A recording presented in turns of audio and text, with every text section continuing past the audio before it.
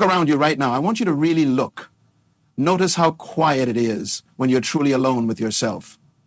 Most people run from this silence. They fill it with noise, with distractions, with other people's voices, because they're terrified of what they might discover in that stillness. But I'm here to tell you something that will change your life forever. That silence, that solitude, that space where it's just you and your thoughts, that's not your enemy. That's your greatest teacher. That's your pathway to unshakable happiness. I've spent years studying human behavior, understanding why some people thrive in solitude while others crumble at the first sign of being alone. What I discovered will shock you. The people who are genuinely happy alone aren't different because they were born that way. They're different because they learned a secret that most people never discover.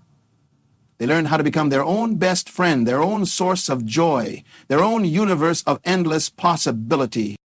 You see, society has programmed you to believe that happiness comes from outside, that you need someone else to complete you, that being alone means being lonely. That's the biggest lie you've ever been told. I'm going to prove to you that the opposite is true. The happiest, most fulfilled, most powerful people on this planet have mastered the art of being alone. Not because they hate people, not because they're antisocial, but because they understand something profound. When you can be happy alone, you become magnetic to everything good in life. Think about this for a moment. When you're desperately seeking validation from others, when you're constantly looking for someone else to make you feel complete, what energy are you putting out into the world? You're putting out the energy of lack, of neediness, of incompleteness. And what does the universe respond to? It responds to your dominant energy. If you're needy, you attract people who will drain your energy. If you're incomplete, you attract incomplete relationships. But when you're whole, when you're happy within yourself, you attract wholeness. I want to take you on a journey right now. A journey into your own mind, your own heart, your own soul. Because that's where true happiness lives.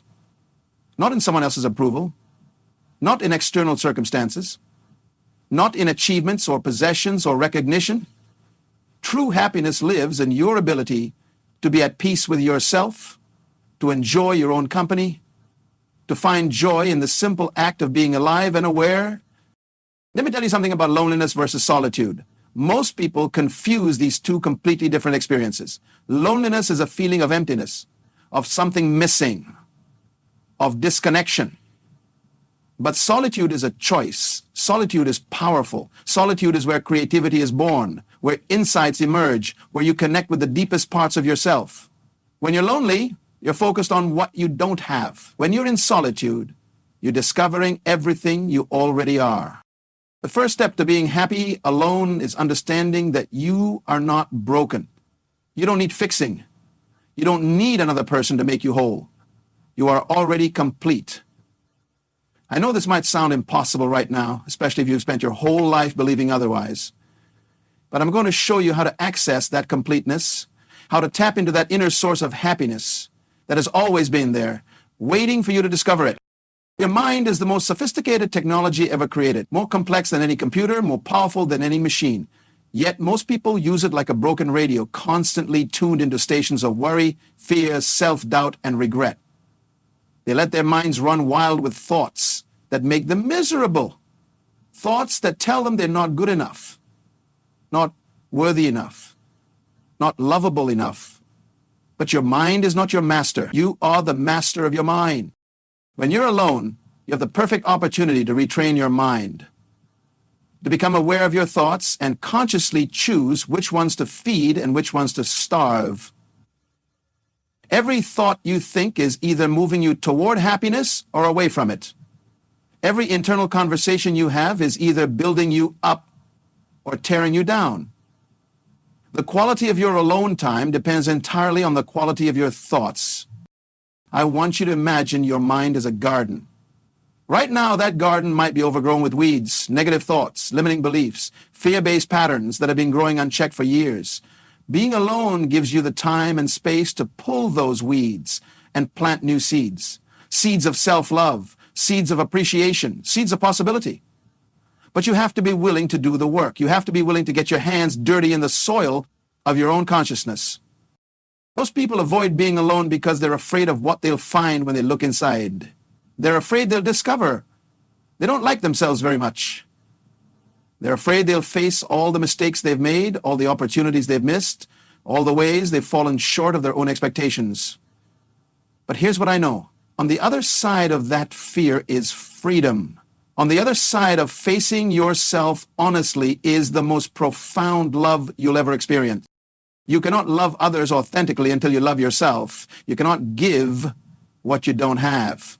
If your inner world is filled with self-criticisms, judgment, and negativity, that's what you'll bring to every relationship. But when you learn to be genuinely happy alone, when you develop a loving relationship with yourself, you become a gift to everyone around you. You stop looking for people to fill your emptiness and start sharing your fullness. The practice of being alone is like building a muscle. At first, it might feel uncomfortable, even painful. Your mind might resist. It might create all kinds of stories about why you need to be with someone right now, why you should check your phone, why you should find something to distract yourself. That resistance is normal. It's your mind's way of protecting you from the unknown. But just like physical exercise, the more you practice being alone with awareness, the stronger you become. I want to share with you the difference between being alone and being present. Most people who say they hate being alone are actually afraid of being present. They're afraid to be fully here, fully now, fully aware of what is. They prefer to live in their heads, replaying the past or worrying about the future, rather than experiencing the richness of this moment. But this moment is all you ever have. This moment is where happiness lives. When you're truly present, even the simplest experiences become extraordinary. The taste of water becomes remarkable. The feeling of air on your skin becomes profound. The sound of your own breathing becomes a meditation. The ordinary world reveals its hidden magic when you're not rushing through it, when you're not trying to escape it, when you're not wishing you were somewhere else with someone else. Your breath is always with you. It's your most constant companion. Yet how often do you truly pay attention to it? How often do you use it as an anchor to the present moment? Your breath can teach you everything you need to know about being happy alone. It doesn't need anyone else to exist. It doesn't require external validation.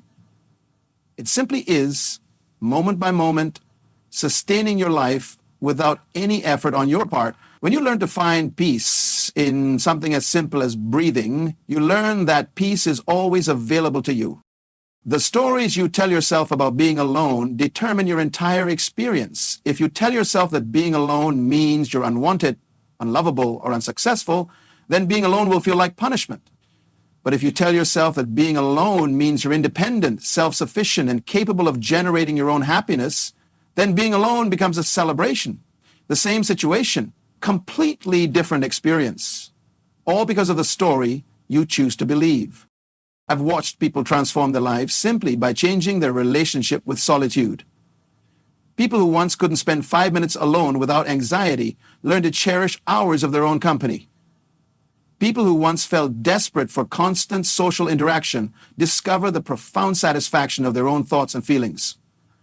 The change doesn't happen overnight, but it does happen, and when it does, it changes everything.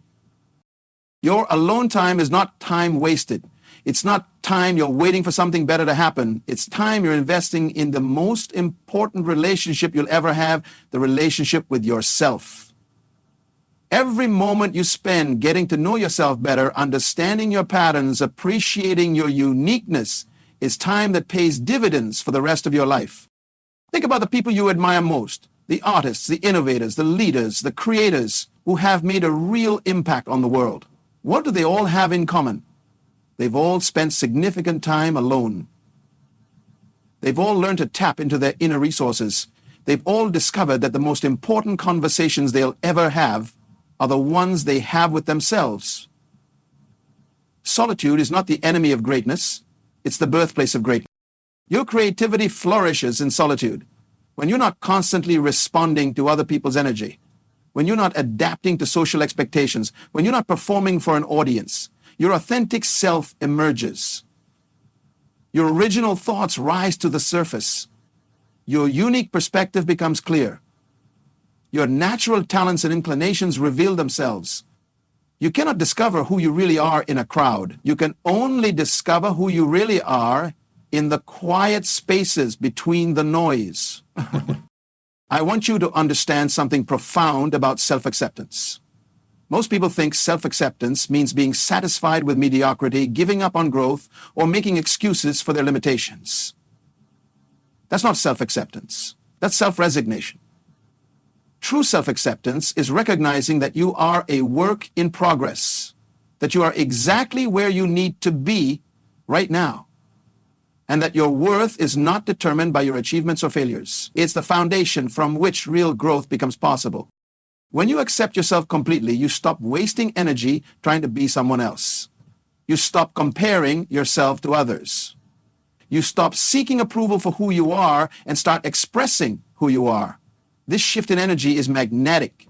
People are naturally drawn to those who are comfortable in their own skin, who don't need validation, who radiate authentic confidence. But this kind of confidence can only be developed in solitude, where there's no external pressure to be anything other than yourself. Your emotions are your internal guidance system.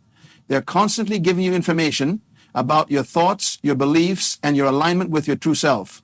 But most people are afraid of their emotions, especially the uncomfortable ones. They use other people as buffers against their feelings.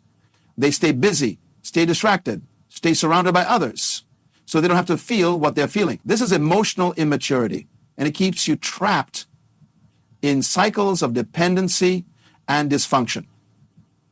And really, there are 6, 8 faults that we can trap to Tracy. Learning to be happy alone means learning to be with all of your emotions without needing to escape them or have someone else fix them. It means developing emotional intelligence, emotional resilience, and emotional independence. When you can sit with sadness without drowning in it, when you can experience anger without being consumed by it, when you can feel fear without being paralyzed by it, you become emotionally free. And emotional freedom is the foundation of all other freedoms.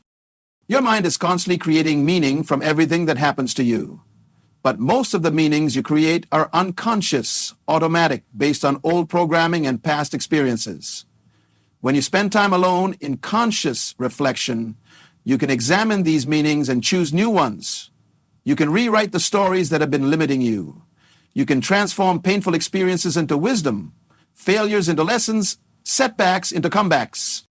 The practice of gratitude becomes transformative when you're alone, when there's no one to impress with your positivity, when there's no social pressure to be grateful, when you're just sitting quietly with an appreciation for what is.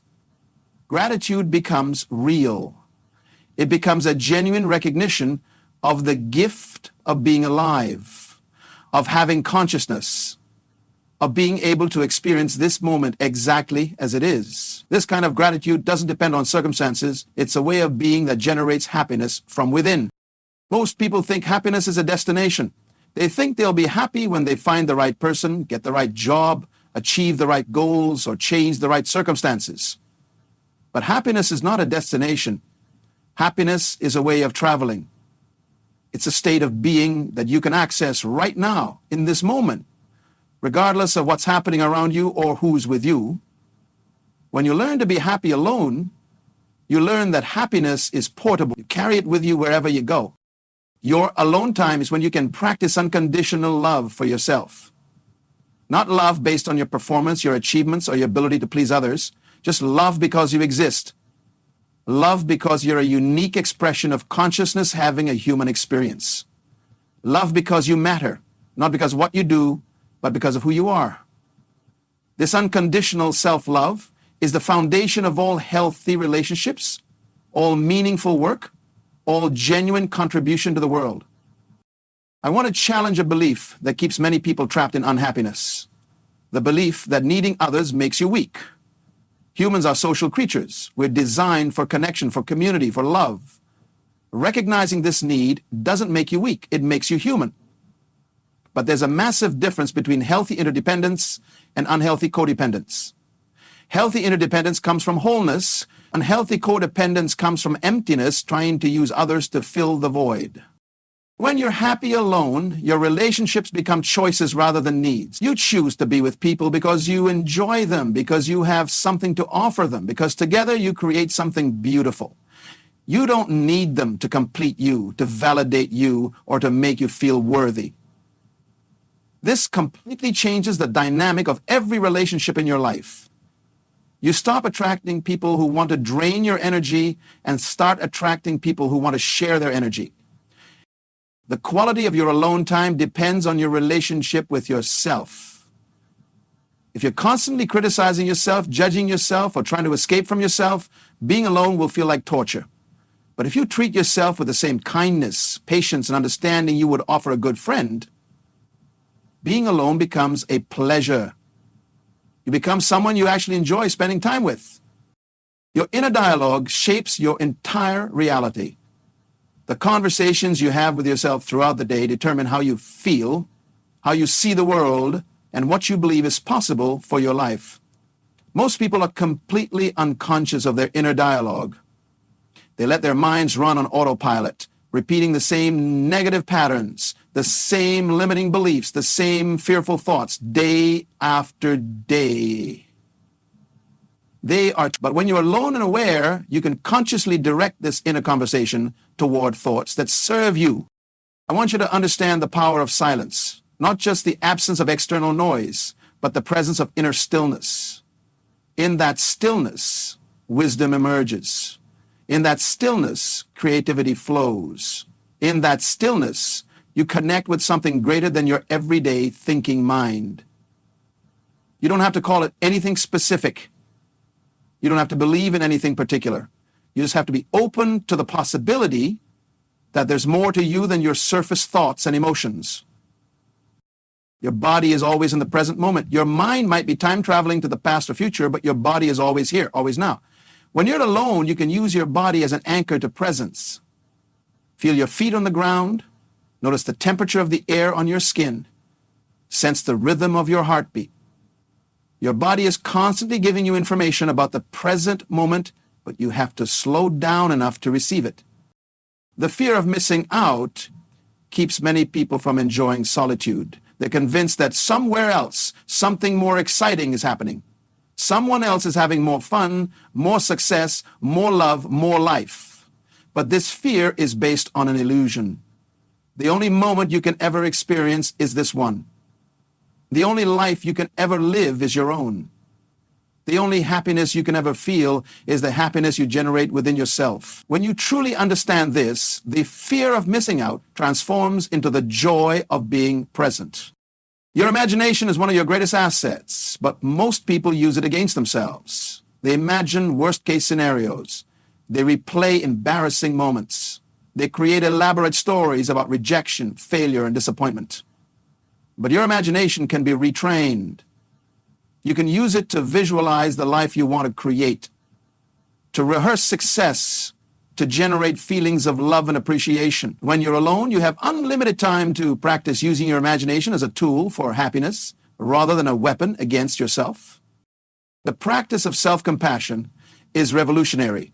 Most people are incredibly harsh with themselves. They have an inner critic that never stops pointing out their flaws, their mistakes, their inadequacies. They treat themselves worse than they would treat their worst enemy. But self-compassion changes everything. It means treating yourself with the same kindness you would offer someone you love who is struggling. It means recognizing that making mistakes is part of being human. It means offering yourself comfort instead of criticism when you're in pain. Your standards for yourself matter more than anyone else's standards for you. When you're constantly trying to meet other people's expectations, you lose touch with your own values, your own priorities, your own definition of success. But when you're alone, you can clarify what really matters to you. You can decide what kind of person you want to be, what kind of life you want to live, what kind of impact you want to make. These decisions can only be made in solitude, away from the influence and opinions of others. The art of listening to yourself is something most people never develop. They're so busy listening to everyone else, their family, their friends, their colleagues, their society, that they never hear their own voice. But your inner voice, your intuition, your gut feeling, is constantly trying to guide you toward what's best for you. It knows things your rational mind doesn't know. It senses things your logical thinking can't detect. But you can only hear it in the quiet moments when you're not overwhelmed by external input. Your energy is your most precious resource. Every person you interact with, every activity you engage in, every thought you think either gives you energy or takes energy away. Most people are unconscious of their energy patterns. They don't realize they're giving their power away to situations and people that drain them. But when you spend time alone in awareness, you become sensitive to your energy levels. You learn what fills you up and what empties you out. This awareness allows you to make choices that preserve and enhance your energy rather than depleting it. The relationship between solitude and creativity is profound. Every great work of art, every breakthrough innovation, every transformative idea has emerged from someone's alone time.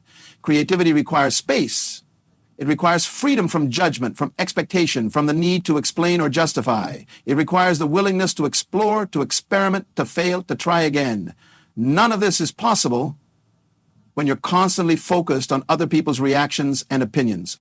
And your capacity for joy is unlimited, but it must be cultivated. Joy is not the same as happiness. Happiness comes and goes based on circumstances. Joy is a deeper state of being that recognizes the preciousness of existence itself. It's available in every moment, regardless of what's happening, but it requires practice, it requires attention, it requires the willingness to find beauty in ordinary moments, to appreciate simple pleasures, to celebrate the miracle of being alive and conscious. The practice of forgiveness begins with forgiving yourself. Most people carry enormous guilt, shame, and regret about their past choices. They replay their mistakes over and over, punishing themselves for being human. But this self-punishment serves no purpose except to keep you trapped in patterns that no longer serve you. Forgiveness is not about condoning harmful behavior. It's about freeing yourself from the burden of carrying pain that belongs to the past. Your alone time is when you can practice radical honesty with yourself. No pretending, no performing, no trying to be someone you're not. Just truth.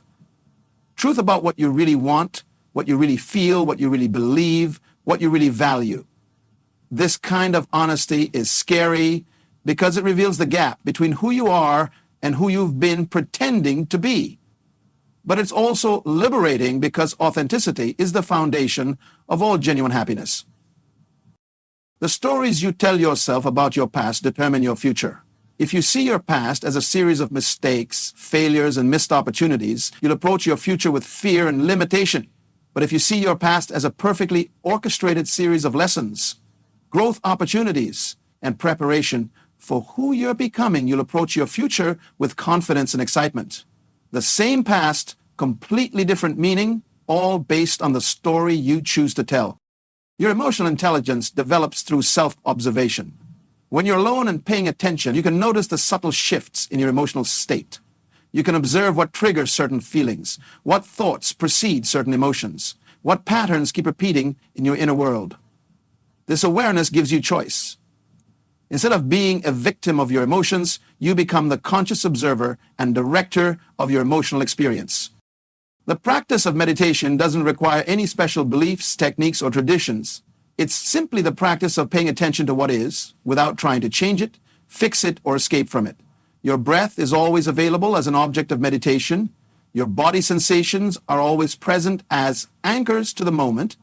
Your thoughts and emotions can be observed like clouds passing through the sky of your awareness. This practice of witnessing your inner world without judgment is profoundly healing and transformative. Your relationship with time changes when you learn to be present. Most people are always rushing, always behind, always anxious about not having enough time. But time is not a problem. Your relationship with time is the problem. When you're fully present, time expands, moments become rich and full. You realize you have all the time you need for what really matters. This shift from time poverty to time abundance is one of the most liberating aspects of learning to be happy alone. The quality of your questions determines the quality of your life.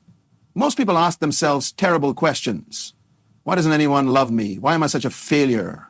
Why do bad things always happen to me? These questions focus your mind on problems and generate feelings of helplessness. But you can learn to ask better questions. What can I learn from this experience? How can I grow from this challenge? What opportunities might be hidden in this situation?